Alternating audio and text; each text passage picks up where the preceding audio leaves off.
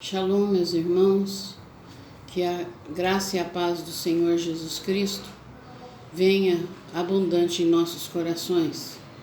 Neste tempo em que estamos vivendo, cumprimento das profecias da Palavra de Deus, e nos preparamos para que Jesus venha buscar sua noiva, e em consequência disso, o anticristo começa o governo. Já podemos sentir as suas mãos já trabalhando aqui na terra, mas nós estamos debaixo do sangue de Jesus, esperando o momento em que vamos ouvir a trombeta e vamos subir ao encontro do Senhor nas nuvens, para podermos celebrar as bodas do Cordeiro. Foi-me pedido para falar sobre a mulher. Primeiro quero me apresentar, eu sou a apóstola Gisela Guti, de Cuiabá, Mato Grosso. Aqui é o Centro Geodésico da América do Sul. E é uma honra participar deste seminário e para falar sobre a mulher. Para mim coube o tema A Mulher no Princípio. Eu pedi esse tema porque eu preciso compartilhar com os irmãos aquilo que aconteceu na minha vida. Eu me converti há 42 anos atrás, vinda de uma vida de passar por várias religiões. Terminei como cavalo de demônios e estava com câncer em estado terminal, no útero, ovário, intestino e trompas. Depois de 10 cirurgias, sem esperança nenhuma, já tinha sido mandado vir para casa para morrer. Mas nisso eu lembrei de uma passagem do Evangelho que Jesus curou uma mulher com fluxo sanguíneo de 12 anos. Então eu peguei nessa palavra e disse para ele: eu sei que o Senhor pode me curar, se quiser, faça a tua vontade, porque a minha preocupação é que meus filhos eram pequenos. E então eu falei: não vou tomar mais remédio. Aí rasguei as receitas de químio, a receita de morfina que eu já estava tomando para dor, e no outro dia amanheci com uma hemorragia muito forte. Eu sabia que eu estava morrendo. Eu não acreditava que eu ia ser curada, porque no Espiritismo nem Deus remove o karma, e aquele estado meu, segundo eles, era o karma. E passei 40 dias com aquela hemorragia e saindo pedaços podres de dentro de mim com mau cheiro. Depois de 40 dias eu tornei a pedir: ou o Senhor me leva, ou o Senhor me cura. E levantei no outro dia sem hemorragia, mas com muita dor. E aí, uma semana depois, fui a Brasília, que era onde eu fazia o tratamento, e o médico tirou material para fazer a biópsia. Eu não falei nada para ele. Ele assustou quando me viu, porque ele achou que eu já tinha morrido, e fez a biópsia, mas naquela época demorava o resultado. Eu fiquei na casa da minha mãe, e no dia de buscar, cheguei o médico todo alegre, dizendo que tinha descoberto a cura para o câncer, porque eu estava curada. E aí eu contei para ele que não foi nenhum remédio. Eu dei o testemunho do que eu tinha pedido e que Jesus tinha me curado. E descendo ali na W3 Sul, no centro médico, no meio da rua, eu só disse para Jesus: a partir de hoje, só vou viver para dizer que existe um Deus acima do karma, um Deus que cura. Só que eu não sei o que fazer, Senhor. Eu conhecia várias religiões, eu estudei muito, tudo aquilo que podia falar de religião, e nada me adiantou. Aí eu falei para Deus no meio da rua: a partir de hoje eu quero conhecer a verdade, mas eu quero que ela venha do Senhor, eu não quero que ela venha de homens, porque eu não acredito mais nos homens. Então o Senhor, eu ouvi uma voz no meu ouvido dizendo: leia a Bíblia. Era o único livro que eu nunca tinha lido. E eu comecei a ler a Bíblia, e parece que uma mão abria minha cabeça. E eu comecei a entender e devorar a Bíblia. Eu nunca mais deixei de ler a Bíblia, nesses 42 anos. E naquele princípio eu devorava e eu passei a conhecer o Deus da Bíblia, não o Deus das religiões. E eu vi um Deus diferente daquilo que eu tinha imagem, né, que eu tinha aprendido. E eu comecei, eu sempre fui muito questionadora, né? E eu sempre tive liberdade com Deus. Não sei como que ele me suportava, mas ele sempre me quis, né?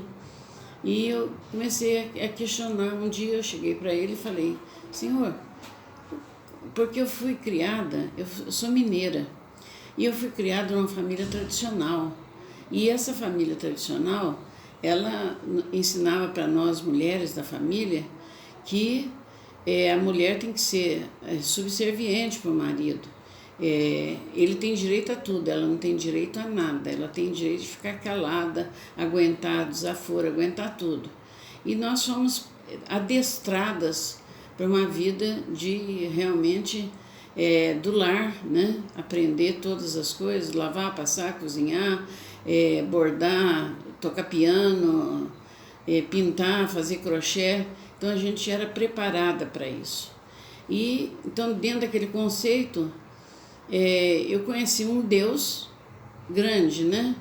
E um dia, e quando espírita, eu sempre brincava: eu na outra encarnação eu quero nascer homem, porque o homem não tem esses problemas, né?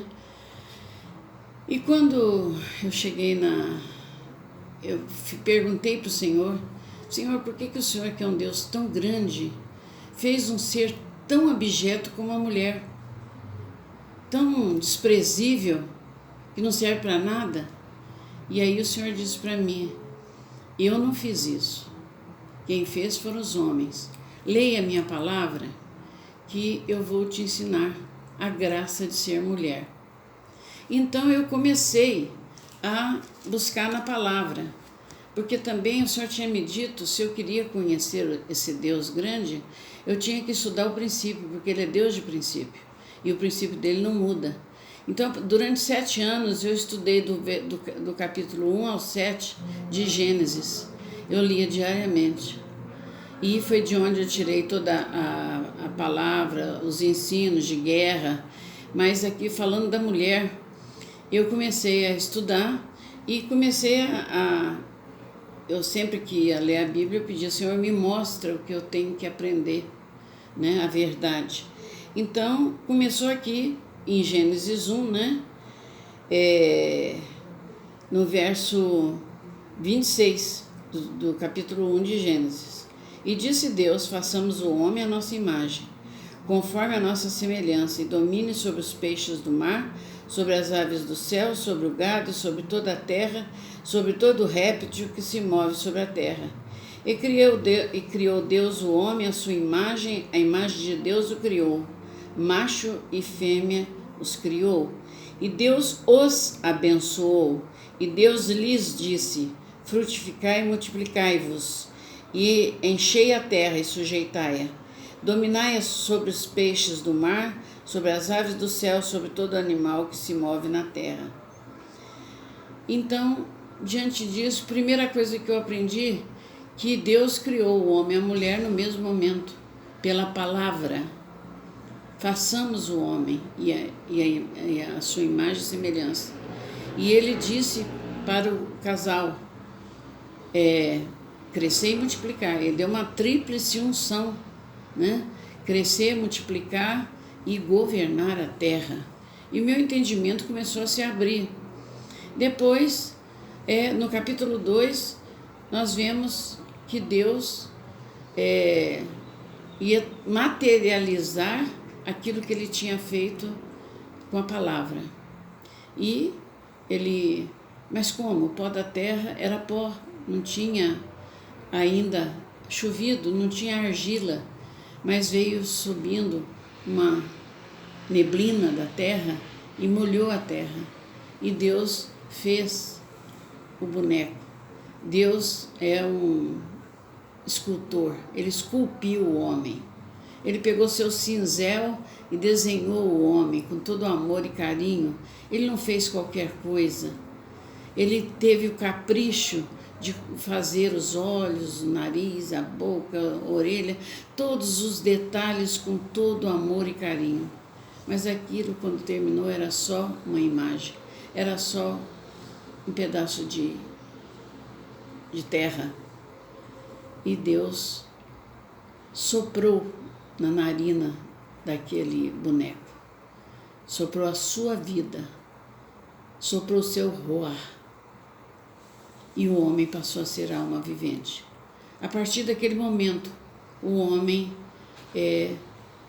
passou a ser imagem e semelhança de Deus, e Deus começou a falar com ele, e Deus fez um jardim e colocou ali o homem.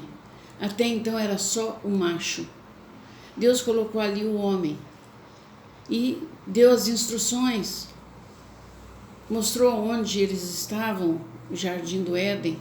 Deus não jogou o homem em qualquer lugar, Deus fez um jardim e disse para o homem, cultiva e guarda. E deu também para ele ordem. A ordem foi dada de todas as árvores, de toda a vegetação, tudo aquilo que é comestível, você pode comer. Mas a árvore que está no meio do jardim é a árvore do conhecimento do bem e do mal. Dela não comerás, porque no dia que dela comeres, certamente morrerás. Então, Deus criou o homem com livre-arbítrio. O homem tem o direito de escolher o caminho que ele quer. Mas ali Deus deu o limite para ele obedecer a Deus ou não obedecer. A única coisa que Deus limitou para ele foi isso, aquela árvore. Você pode comer de tudo, menos desta árvore. Então, o homem estava só. E ele via ali os animais todos juntos, macho e fêmea, mas ele não tinha uma fêmea da sua espécie. E com certeza ele estava tristinho, né? Então Deus coloca ele no jardim e diz para ele, chamou todo o ser vivente e diz para ele, agora dá nome a todos os seres. E o homem deu nome a todos os seres viventes, a todas as coisas que Deus criara. E como que ele fez isso? Porque o homem estava em estado de pureza, em total comunhão com Deus, ele tinha recebido o Espírito de Deus, ele recebeu o sopro de Deus, a vida de Deus estava nele. Então o pensamento de Deus estava nele, o que Deus queria, o que Deus pensava. E ele então chamou e deu nome a todas as coisas. E naquele momento, no capítulo 2, né, Deus diz assim, não é bom que o homem esteja só. Far-lhe-ei uma ajudadora que seja idônea. E fez ele dormir. E ele dormiu e Deus tomou uma costela e fechou com a carne. E daquela costela ele formou a mulher. Interessante. Muita gente diz que isso é história, entendeu? Mas eu vou dizer uma coisa para os irmãos. Eu creio na Bíblia. Porque Deus é soberano e Ele faz o que Ele quer. Então eu creio que Deus ali, a mulher foi criada na mesma hora. Então ela estava inserida no homem, esperando o momento certo que Deus ia tirá-la, tomá-la do homem para formar a parte do homem, que é a mulher. Havia um momento certo, porque Deus, na sua sabedoria, na sua onisciência, Ele criou o homem para ser aquele que sustenta, aquele que guarda, aquele que cultiva a sua casa, aquele que protege, aquele que traz o alimento para casa. O homem foi criado para isso. Ele é o provedor da família, ele tem que estar nas rédeas. E Deus deu para ele, toda a direção foi dada para ele, porque ele é o chefe da casa, o cabeça da família. Então, depois que ele tinha recebido tudo de Deus, nós não sabemos o tempo que levou isso. Aí Deus tomou a mulher que já estava inserida nele e formou a mulher, e quando ele acordou, ele só suspirou e disse: esta é carne da minha carne e é o osso dos meus ossos. Será chamada varoa, porque do varão foi tomada. Então Deus deu uma outra ordem e disse no verso 24 do capítulo 2: portanto deixará o homem seu pai e sua mãe, e apegar-se-á à sua mulher, e serão ambos uma só carne. E ambos estavam nus, o homem e sua mulher, e não se envergonhavam. Amados, o que nós queremos dizer? O que era a mulher no princípio? Para que ela foi criada? Far-lhe-ei uma ajudadora que seja idônea, companheira. Ela foi tirada do lado do coração dele. Não foi tirada da cabeça para não mandar, e não foi tirada dos pés para não ser pisada. Os dois caminhavam igualmente, com a mesma autoridade, o mesmo poder, porque é assim que eles foram criados. Quanto tempo eles viveram no paraíso, ali naquele jardim, nós não sabemos. Quantos centenas de anos, até, eu creio que no mínimo 1000, porque Deus descansou no 7º dia, e um dia para Deus é 1000 anos, pelo menos 1000 anos. E nesse tempo eles encheram a terra, porque a ordem foi: enchei a terra, ou seja, povoou a terra. Eles povoaram a terra, encheram a terra. Tem corrente teológica que acha que não, que é só o homem e a mulher, mas a ordem foi dada para eles antes da queda. Era encher a terra, governar a terra. Então todos os animais, tudo que estava na terra, obedecia à voz do homem. Ele era o dono da terra. A terra foi criada para ele. Então, ele governava. Foi isso que Deus falou para o homem e a mulher. E eles governavam. E ali eles ficaram. Quantos milhares de anos, eu não sei. Mas foi muito tempo ali no paraíso, gozando daquela vida íntima, de semelhança ao Altíssimo, junto com ele, cobertos com a sua glória. E até um belo dia, eles, assentados com certeza no jardim, e a mulher externando aquilo que o caráter dela, como ela foi criada, né, com todas as minúcias da sua personalidade, ela sentou na frente junto com ele, e a serpente travestida, Satanás, aliás, Satanás travestido na serpente, é o primeiro travestido da história, entrou no jardim e chegou até a mulher e começou a bater um papo com ela. Presta atenção, irmãos. Se você está sentado e chega uma cobra e começa a conversar com você, o que você faria? Saía correndo, porque não é natural para nós. Mas isso indica que os animais falavam. E quem governava a terra era o homem e a mulher. E a serpente chegou ali do lado dela e começou a conversar. Não é... Aqui no capítulo 3 de Gênesis, diz: ora, a serpente era a mais astuta de todas as alimárias do campo que o Senhor Deus tinha feito. E essa disse a mulher: é assim que Deus disse, não comereis de toda a árvore do jardim? Distorceu a palavra, né? E disse a mulher à serpente: do fruto das árvores do jardim comeremos, mas do fruto da árvore que está no meio do jardim, disse Deus: não comereis dele, nem nele tocareis, para que não morrais. Deus não disse para não tocar, ele disse para não comer. Então, Satanás, ali travestido, né, disse para ela: olha, isso é besteira. Foi a mesma coisa que ele fez lá no paraíso, né, quando ele tentou os anjos. Olha, se você comer, Deus não quer que você coma, porque do dia que você comer, você vai ficar igual a ele, você vai saber do bem e do mal. É por isso que ele não quer. E naquele momento, a mulher olhou para a árvore e viu que o seu fruto era bom. Ora, eles estavam ali há milhares de anos.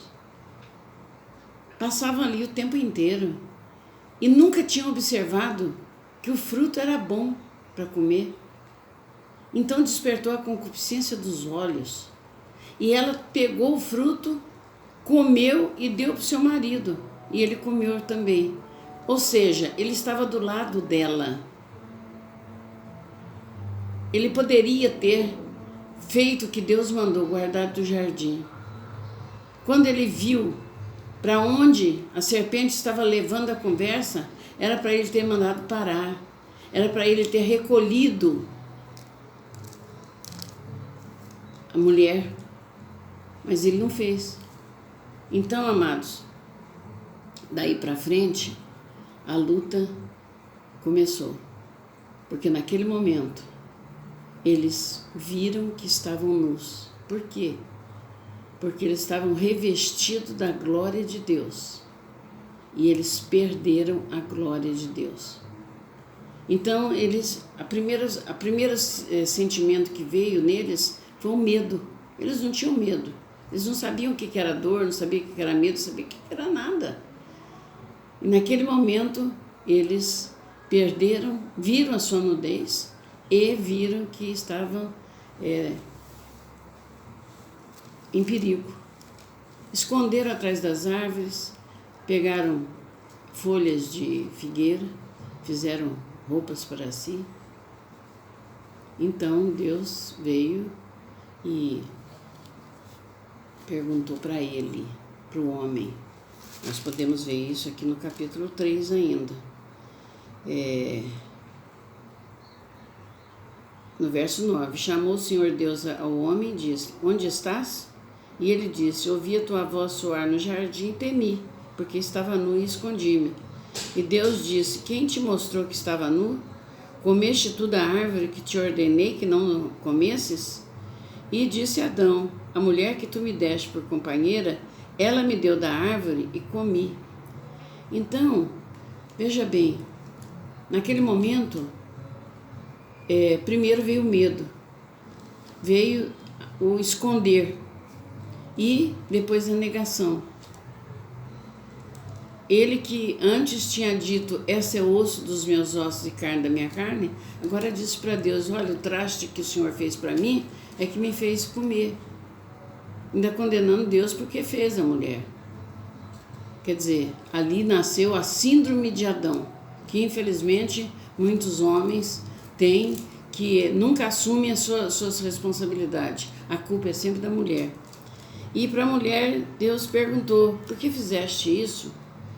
E ela respondeu, Senhor, a serpente me enganou e eu comi. E aí Deus fala para a serpente, para Satanás, para a serpente, a partir de hoje você vai rastejar no teu ventre, porque você se deixou usar. Aquilo significava que a serpente tinha pé, e cientificamente é provado isso. Então, e daí para frente, e Deus fala com Satanás, porém inimizade entre ti e a mulher, entre a tua semente e a semente dela. Esta te ferirá a cabeça e tu lhe ferirás de calcanhar. Ali Deus, na sua infinita misericórdia, no seu grande amor, Ele prometeu a vinda do Salvador, aquele que resgataria a humanidade das mãos de Satanás.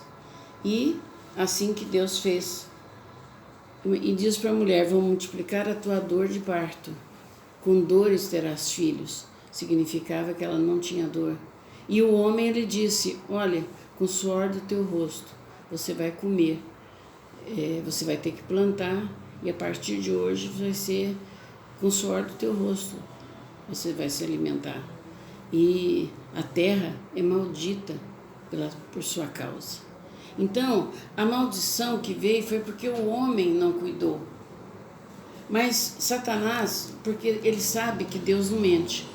E quando Deus diz, porém inimizade entre ti e a mulher, ele tinha que acabar com a mulher. Ele tinha que primeiro desacreditar a mulher. E foi o que ele fez durante todos esses milênios.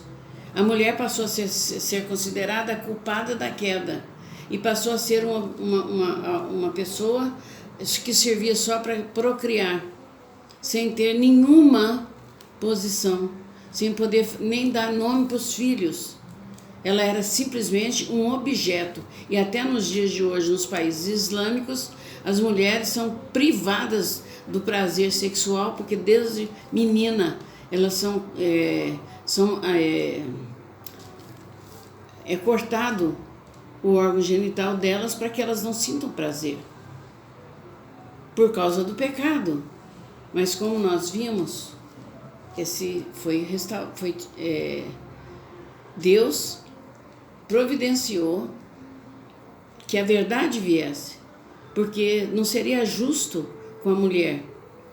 Foi por isso que quando Deus me disse que era uma graça ser mulher e que não foi Ele que fez, que foi o homem, então eu pude entender que toda a distorção foi feita pelo diabo, não foi feita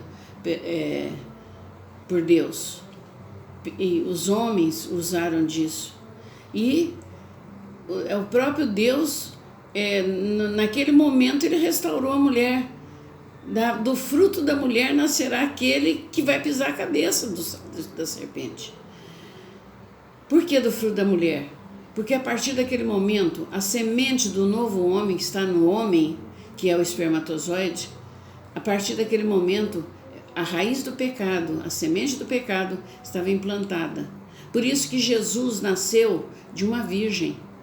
Ela não tinha tido relação ainda com seu noivo e ela ficou grávida pelo poder de Deus, porque pela palavra ele criou o homem, pela palavra ele gerou o seu filho no ventre de uma mulher. Por que tinha vindo de uma mulher?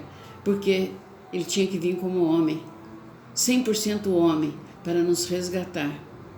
Então, amados, a partir daquele momento, a mulher foi restaurada por Deus, mas o homem continuou impedindo. Então, quando,